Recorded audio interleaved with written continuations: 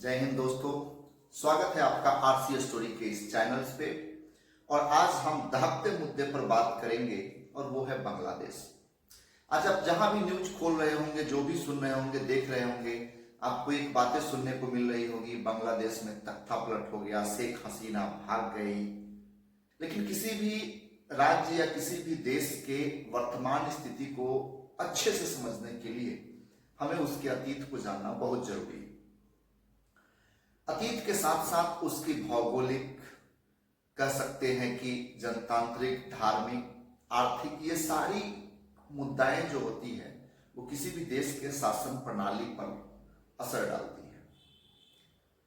आज के डेट में दो ही तरह की शासन प्रणाली है। एक शासन प्रणाली जो पूंजीवाद की है और दूसरी शासन प्रणाली है जो जनतांत्रिक है। लेकिन जनतांत्रिक भी कहने के लिए ही है, लोकतंत्र में भी कहीं ना कहीं पूंजीवाद इन्वॉल्व हो चुका है, कहीं आंशिक है तो कहीं ज्यादा है। तो बांग्लादेश की राजनीति को पहले हम समझते हैं। जब बांग्लादेश की राजनीति हमें तभी समझ में आएगी जब हम बांग्लादेश के इतिहास को जानेंगे। 1947 में जब भारत का विभाजन हो रहा था तो उस समय अंग्रेजों ने एक कंडीशन रखा था कि जो मुस्लिम बहुलायत इलाका होगा वो पाकिस्तान का हिस्सा माना जाएगा और जो हिंदू बहुलायत इलाका होगा वो हिंदुस्तान का हिस्सा माना जाएगा। और इस तरह से उस समय आज के जो बांग्लादेश है वो उस समय के पूर्वी पाकिस्तान, हिंदुस्तान का एक राज्य जो बंगाल था उसका पश्चिमी हिस्सा, उसका पूर्वी हिस्सा जो है वो मुस्लिम बहुलायत इलाका था, इसलिए वो पूर्वी पाकिस्तान के नाम से जाना गया। और आज के जो वर्तमान जो पाकिस्तान है वो पश्चिमी पाकिस्तान के नाम से जाना गया। 1947 में अस्तित्व में आया पाकिस्तान, जिसमें बांग्लादेश था पूर्वी पाकिस्तान। पूर्वी पाकिस्तान के लोगों की जो राजनीतिक उपेक्षा हो रही थी, पूर्वी पाकिस्तान में भी नेता थे, राजनीतिक तौर पे काफी सक्रिय थे, लेकिन इन नेताओं का पाकिस्तान के प्रशासन में, पाकिस्तान के राजनीतिक में योगदान बहुत था, आजादी के लिए, अलग के लिए, सेपरेशन के लिए। लेकिन वहां के लोग इनकी वैल्यू या इनकी अहमियत को नजरअंदाज करते थे, इनके मांगों को भी नजरअंदाज किया जाता था। और एक सच्चाई ये है कि किसी भी नेता को धन, दौलत, पैसे के साथ साथ एक औहदे की भी आवश्यकता पड़ती है।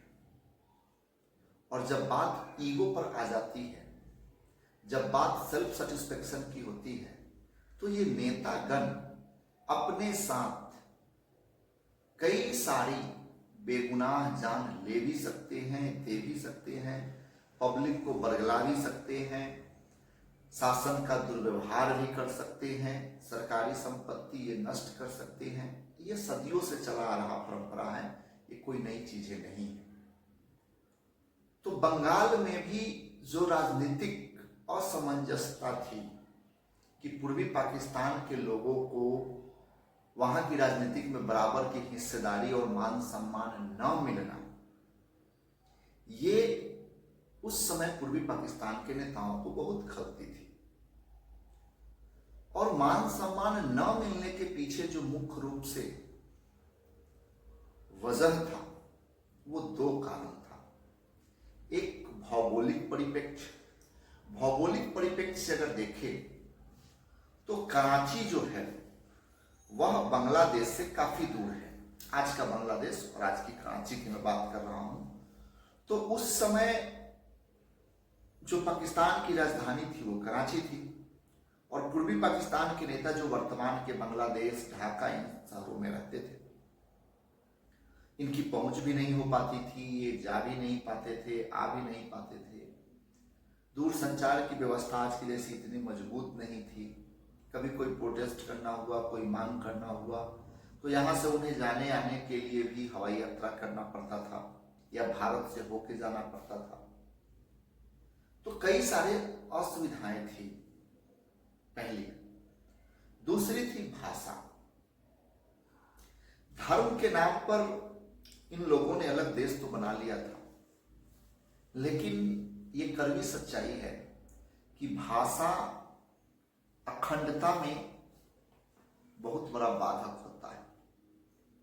अगर दो राज्य के लोग जो दो भाषी हैं, उदाहरण के तौर पर आज अगर आप हिंदी भाषी हिंदी बेल्ट से आते हैं, यूपी, बिहार, मध्य प्रदेश, और अगर आप बंगाल या उड़ीसा या फिर साउथ इंडिया में तमिलनाडु, आंध्र प्रदेश में कहीं भी आप जाते हो, तो एक क्षण के लिए आपको असहजता महसूस होती है। असहजता in the sense of the language,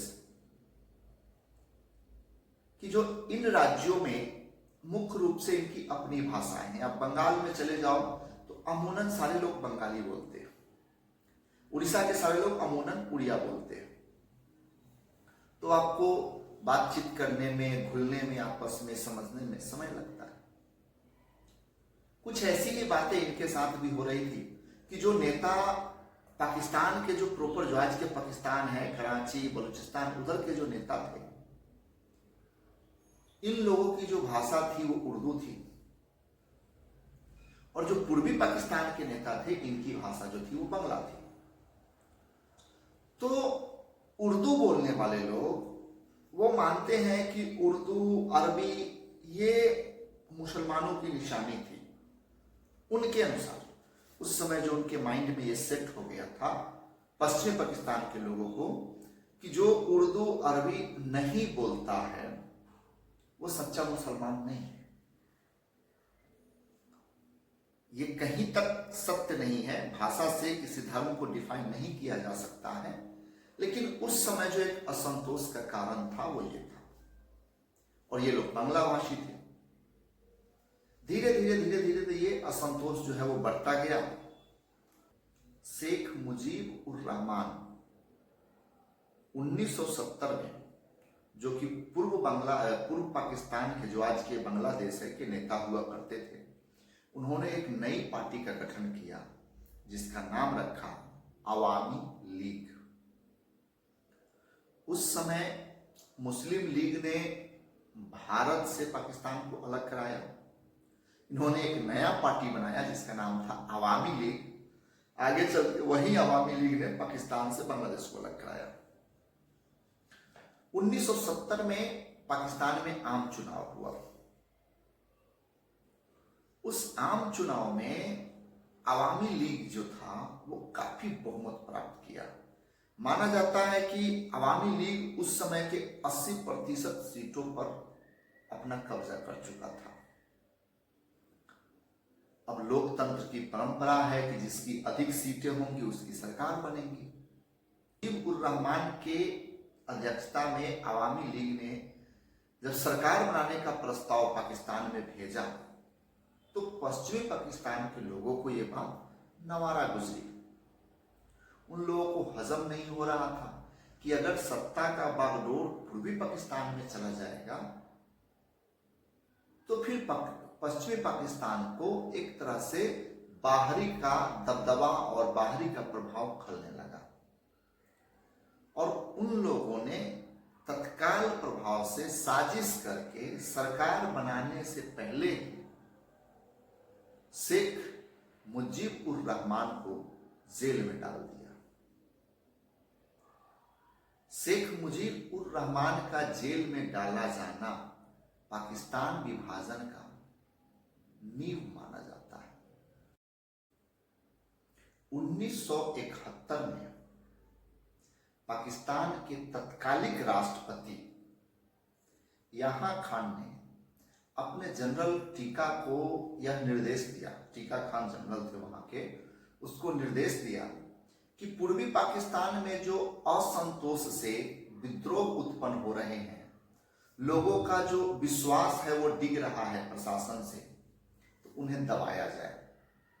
दबाने का सेंस था कि जो भी लोग नेता टाइप के लोग हैं जो प्रशासन का विरोध कर रहे हैं उन्हें अरेस्ट कर लिया जाए या तो न्यूट्रलाइज कर दिया जाए, मीन्स मार दिया जाए। और जब सेना कार्रवाई करती है तो दो ही ऑप्शंस होते हैं। तो एक ऑपरेशन चला जिसका नाम पड़ा सर्च लाइट, और यह ऑपरेशन जो है वो 25 मार्च को प्रारंभ किया गया। 25 मार्च 1971 को सर्च लाइट नाम से ऑपरेशन जनरल टीका खान ने पूर्वी पाकिस्तान में चलाया, जो आज का बांग्लादेश है। और जितने भी छोटे मोटे नेता थे जो उस समय पूर्वी पाकिस्तान, जो आज का बांग्लादेश है, के लिए आवाज उठा रहे थे, सबको या तो अरेस्ट कर लिया गया या फिर जान से मार दिया गया। इसको इतिहास में, बांग्लादेश के इतिहास में काला दिवस के रूप में मनाया जाता है। उसे भारी नरसंहार हुआ था, हजारों हजार की संख्या में लोग मार दिए गए, विशेष रूप से हिंदू। जो लोगों को उर्दू नहीं बोलने आती थी, उर्दू नहीं बोलते थे, या जो पाकिस्तान के खिलाफ कुछ भी सोचते थे, अपने अधिकारों को, अपनी मांग को, कुछ भी थोड़ा भी जिससे लगता था कि ये खिलाफ बोल सकता है, या तो उसे अरेस्ट किया जाता था या फिर उसे जान से मार दिया जाता था। जो सर्च लाइट ऑपरेशन था वो विद्रोह को दबाने से ज्यादा भड़काने का काम किया, और जो भी लोगों के अंदर थोड़ा मोड़ा बचा हुआ सरकार के प्रति निष्ठा थी वो सब समाप्त हो गई, और फिर लोगों ने खुल के विद्रोह करने का फैसला कर लिया। अब अप्रैल 1971 में, और जब सबसे बड़ी चीज हुई कि जब ये नरसंहार हुआ तो जितने भी लोग पाकिस्तान के सेना में या फिर वहां के प्रशासन में, पुलिस व्यवस्था में या सरकारी कामों में जो नौकरशाही में विश्वास रखते थे, और जो लोग उस समय थे, विशेष रूप से जो लोग सेना में थे पाकिस्तान के, और वो बांग्लादेश से बिलोंग करते थे, आज के तब के पूर्वी पाकिस्तान से, उनके अंदर प्रशासन के खिलाफ एक नफरत की आग उत्पन्न हो गई, इसलिए कि उनके ही लोगों का खून बहा था। तो जो पश्चिमी पाकिस्तान के सेना, आर्मी, जनरल्स, पुलिस जो आकर के पूर्वी पाकिस्तान में गोली मारते थे, फायर करते थे निर्दोष लोगों को, बच्चे को, महिलाओं को, बूढ़े को, जिस पर शक हुआ घर का घर जला देना, गोली मार देना, इससे पाकिस्तानी सेना में असंतोष हुई और सेना विद्रोह हुआ। और पाकिस्तान की सेना के वो अधिकारी, पदाधिकारी और रक्षक जो पूर्वी पाकिस्तान से थे, उन्होंने एक अपना नया सेना बनाया, एक नया दल बनाया, नया गठन किया, जिसका नाम रखा गया मुक्ति वाहिनी। मुक्ति वाहिनी सेना में बहुत सारे लोग जो थे वो नए थे, कुछ लोग जो सेना से में थे उनके पास ट्रेनिंग थी, हथियार थी, और बहुत सारे ऐसे लोग थे जो सताए हुए थे, किसान थे, मजदूर थे, गरीब थे, आम जनता थी, विद्यार्थी था। ये सब लोग बढ़ चढ़ के मुक्ति वाहिनी सेना में ऐसे ज्वाइन किया जैसे सुभाष चंद्र बोस की सेना में आम आदमी ने ज्वाइन किया था भारत की आजादी के लिए। और अब आर पार की लड़ाई छिड़ गई। जब विद्रोह लगातार बढ़ता रहा, युद्ध चलती रही, जिसको गृह युद्ध कह सकते हैं, इसलिए कि उस समय वो पाकिस्तान का ही हिस्सा था, पूर्वी पाकिस्तान और पश्चिमी पाकिस्तान। भारत सरकार, भारत एक अच्छे पड़ोसी होने के नाते विश्व के पटल पर बार बार इस समस्या को उठाया कि भाई हमारा पड़ोसी गृह युद्ध में जल रहा है, इसका निदान निकाला जाए, इस पर ध्यान दिया जाए। यहाँ लोकतंत्र की गला घोंटी गई है, जिसकी बहुमत है उसे सरकार नहीं बनाने गया, यहाँ तानाशाही चल रहा है। लेकिन पूरे विश्व में किसी भी देश ने बांग्लादेश में, पाकिस्तान में कोई दिलचस्पी नहीं दिखाई। मजबूरन 1971 में ही अप्रैल के महीने में भारत सरकार के तत्कालीन प्रधानमंत्री इंदिरा गांधी ने यह निर्णय लिया कि वह मुक्ति वाहिनी सेना को समर्थन देगी और बांग्लादेश की आजादी में भूमिका निभाएगी। आर्थिक, सैन्य, अस्त्र शस्त्र, जितना हो सकता था खाद्य सामग्री से लेकर के मेडिसिन तक उस समय के तत्कालीन प्रधानमंत्री इंदिरा गांधी ने मुक्ति वाहिनी सेना का भरपूर स्वागत किया।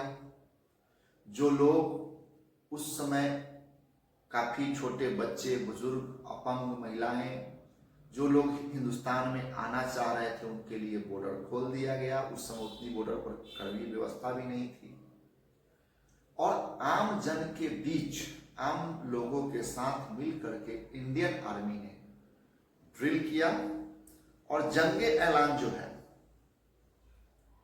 26 मार्च 1971 को जंग ऐलान कर दिया गया कि आज से आर पार की लड़ाई होगी और ये लड़ाई युद्ध जो है आजादी के लिए होगी। तो 26 मार्च 1971 से पहले का जो युद्ध था वो गृह युद्ध के रूप में माना जाता है और 26 मार्च 1971 के बाद का जो युद्ध है बांग्लादेश और पाकिस्तान के बीच, वह आजादी की लड़ाई मानी जाती है, स्वतंत्रता संग्राम माना जाता है। 16 दिसंबर, महीनों के मार्च से दिसंबर तक जोड़ सकते हैं, लगभग 9 महीने के लगातार युद्ध के बाद 16 दिसंबर 1971 को ही बांग्लादेश को पूर्ण रूप से आजादी मिली। पाकिस्तानी सेना घुटने टेक दिए और वो वापस चले गए। भारत सरकार की मदद से, हमारे विद्वानों की मदद से तत्काल में 1971 में शेख मुजफ्फर उर रहमान ने सत्ता संभाला और एक साल में 16 दिसंबर 1971 को इनको सत्ता मिली और 72 को एक साल में एग्जैक्ट इन्होंने अपना संविधान लागू कर दिया। मतलब वह एक गणतंत्र राज्य बन गया। अब आज की डेट में अगर देखा जाए तो 2016 के जनगणना के अनुसार 16,29,51,560 बांग्लादेश की जनसंख्या थी, जो कि आज के डेट में लगभग 16.4 करोड़ के आसपास है। मैं बांग्लादेश की जनसंख्या की बात कर रहा हूं। बांग्लादेश का जो राष्ट्रगान है वो अमार सोनार बांग्ला है, जिसका मतलब होता है हमारा सुंदर बांग्ला। और बांग्लादेश का जो मोहर, बांग्लादेश का अपना ध्वज और बांग्लादेश का अपना कह सकते हैं कि राष्ट्रीय चिन्ह, ये बांग्लादेश का राष्ट्रीय चिन्ह है, बांग्लादेश का अपना ध्वज और ये बांग्लादेश का अपना मोहर।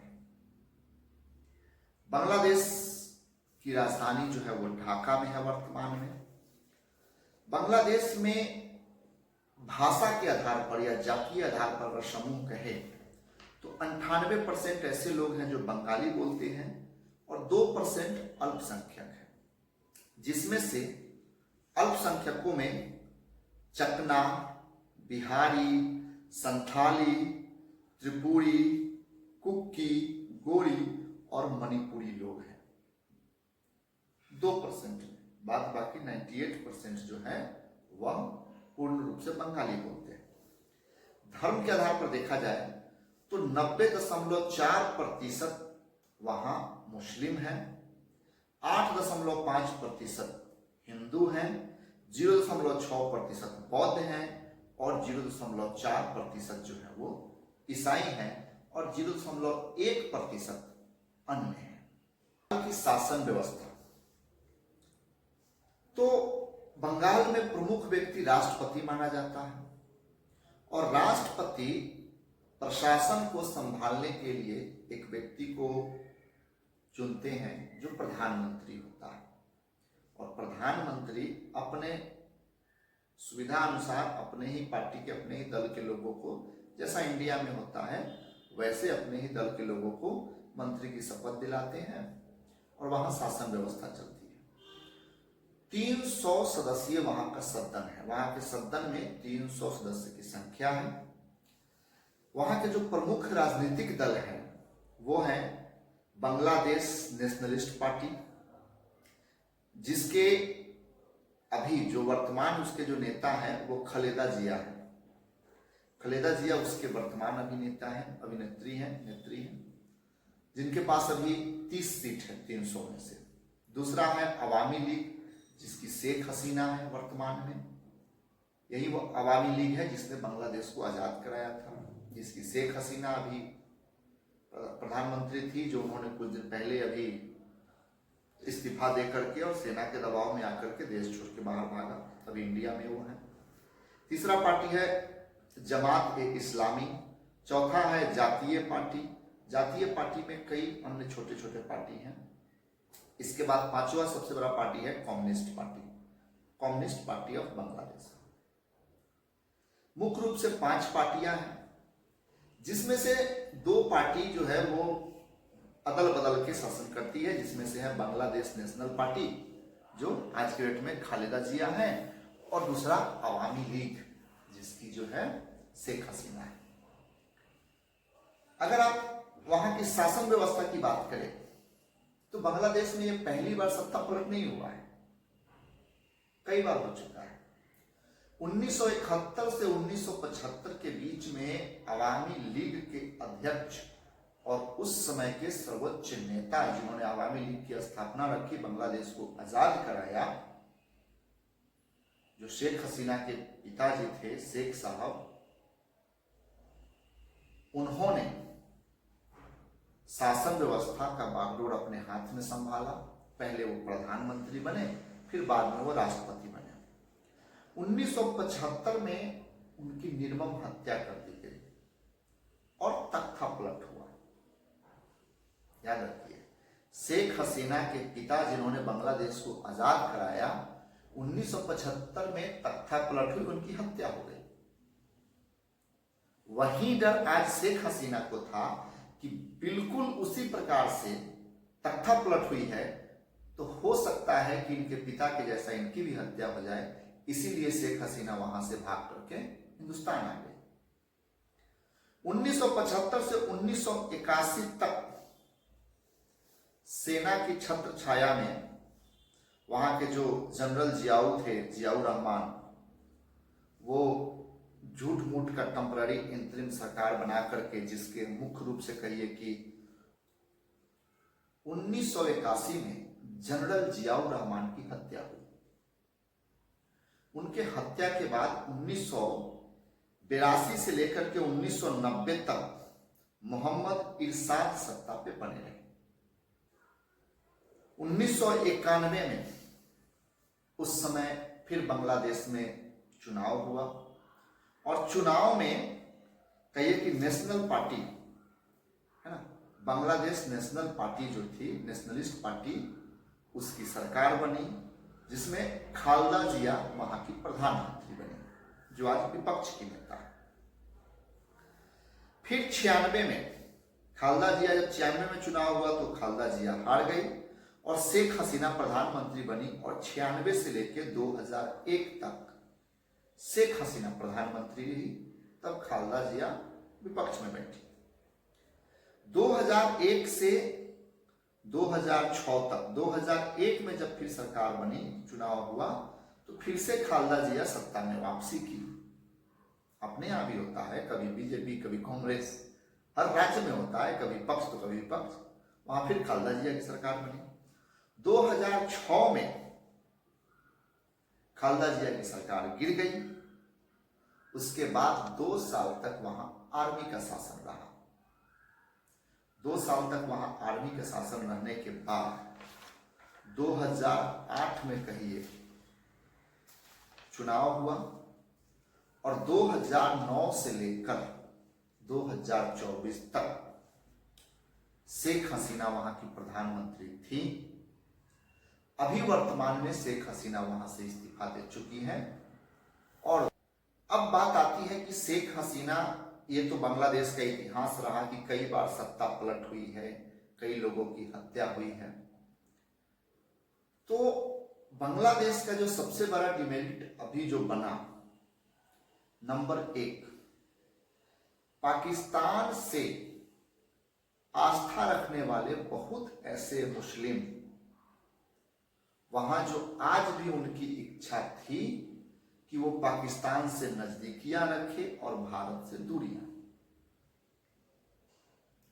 दूसरा, 1971 में जब बांग्लादेश विभाजन हुआ था, पाकिस्तान का विभाजन होकर बांग्लादेश का निर्माण हुआ था, तो जितने लोग फ्रीडम फाइटर थे उस समय तत्कालीन सरकार ने यह घोषणा किया था कि फ्रीडम फाइटर के व्यक्ति परिवार के सदस्यों का 30% बंगाल सरकार में नौकरी के लिए इनकी रिजर्वेशन रहेगी।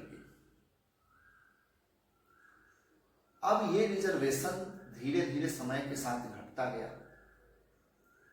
आज ये घट करके लगभग 5% के आसपास था। विरोध तो यहीं से शुरू हुआ। लेकिन कहते हैं ना कि जब कोई विरोध शुरू होता है तो धीरे धीरे उसे कहीं ना कहीं से समर्थन, बाहरी समर्थन मिलना शुरू हो जाता है। तो जो छात्र में असंतोष था, जो छात्र आंदोलन था, उस छात्र आंदोलन को विपक्ष का सहयोग मिला, मतलब बांग्लादेश नेशनल पार्टी का, और विपक्ष का समर्थन मिला। विपक्ष के समर्थन से छात्र उग्र रूप में आ गए, तोड़फोड़ करने लगे। उसके साथ उसमें अब तक ऐसा माना जा रहा है कि थोड़ी भूमिका चाइना और पाकिस्तान के जासूस भी निभाए, जिन्होंने कुछ फंडिंग करके उस विद्यार्थियों के बीच में अपने गुर्गे छोड़े जो कि अस्त्र शस्त्र से लैस था, और उन लोगों ने पुलिस पर पथराव किए, गोलीबारी किए। मजबूरन पुलिस को पथराव और गोलीबारी का जवाब देने के लिए फायरिंग करना पड़ा, और लगभग 220 या 25 छात्रों की हत्या हो गई, मृत्यु हो गई। अब जब छात्रों की मृत्यु हो गई तो वह भीड़ उग्र रूप धारण कर लिया। छात्रों का उग्र रूप बांग्लादेश में प्रधानमंत्री आवास की तरफ बढ़ने लगा, तोड़फोड़ करने लगा। जब प्रधानमंत्री शेख हसीना ने सेना को ऑर्डर दिया कि आप छात्रों को विद्रोह को रोके, रास्ते को ब्लॉक करें, उसे ढाका के प्रधानमंत्री आवास की तरफ आने से रोके, तो सेना ने हाथ खड़े कर लिए, कहा कि मैं आपका कोई भी बात या ऑर्डर अब नहीं मानूंगा, और उन्होंने नजरबंद कर लिया। अब दो बातें थी, सेना अगर बात नहीं मान रही है तो विद्यार्थी को अंदर आने से कोई रोक नहीं सकता। तब ऐसा कहा जा रहा है कि वहां के जनरल ने प्रधानमंत्री शेख हसीना से कहा, अगर आप जिंदा अपनी जान की सलामती चाहते हो, यहां से निकलना चाहते हो, तो आप रिजाइन दे दो, मैं सुरक्षित आपको इस देश से बाहर निकाल दूंगा। और फिर हुआ कुछ ऐसा, जान पर जब बन आई तो मजबूरी में शेख हसीना ने रिजिग्नेशन दिया। उनके रिजाइन देने के बाद शेख हसीना आर्मी के हेलीकॉप्टर से त्रिपुरा आई, और फिर त्रिपुरा से भारतीय वायुसेना का हेलीकॉप्टर उन्हें लेकर के सुरक्षित स्थल पर गया। सुरक्षित स्थल मीन्स यूपी का एक स्थान है। वहां पर उनकी मुलाकात अजीत डोभाल जी से हुई, बातचीत हुई, और फिर उन्हें दिल्ली में सुरक्षित स्थान पर शिफ्ट कर दिया गया है। अब डिटेल्स में पूरे घटना को एक एक पात्र के साथ सारे घटनाक्रम को जोड़ करके हम आपको बतलाएंगे अगले एपिसोड में। तब तक के लिए जय हिंद।